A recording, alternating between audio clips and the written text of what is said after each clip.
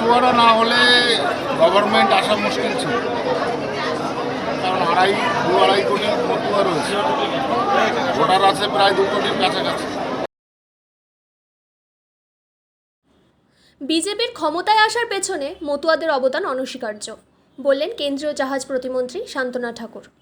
বারাসাতের একটি মতুয়া সম্মেলনে এসে কেন্দ্রীয় মন্ত্রী বলেন, যারা এখনও নাগরিকত্ব নিয়ে আবেদন করেননি তারা দ্রুত আবেদন করুন, সরকারের মনোভাবটা বোঝার চেষ্টা করুন।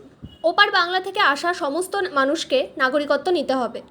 শুভঙ্কর সরকারের তদন্ত কমিশনে না থাকার বিষয় নিয়ে তিনি বলেন, সরকার সরকারের মতো বুঝে নেবে, অন্য রাজনৈতিক প্রশ্নগুলির উত্তর দিতে চাইনি। এই ভোটগুলো তো ভারতীয় জনতা পার্টিতে গেছে, স্বাভাবিকভাবে ভারতীয় জনতা পার্টি জয়লাভ করেছে। কেননা জবে থেকে মমতা বন্দ্যোপাধ্যায় আমাদের ঠাকুরকে কুরুচিকর মন্তব্য করেছে, তখন থেকেই মতুয়ারা তার কাছ থেকে সরে গেছে।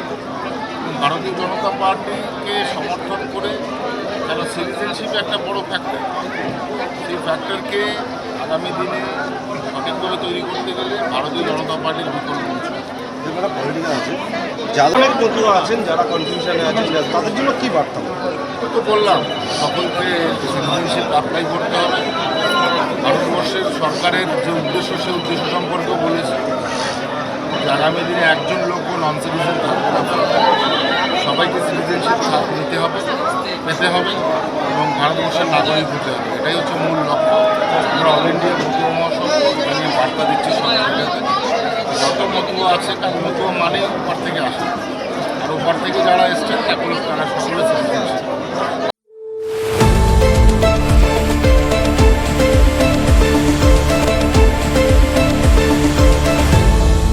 আপনারা দেখছেন এই বেলা বাংলা, শিরোনামে সবার আগে।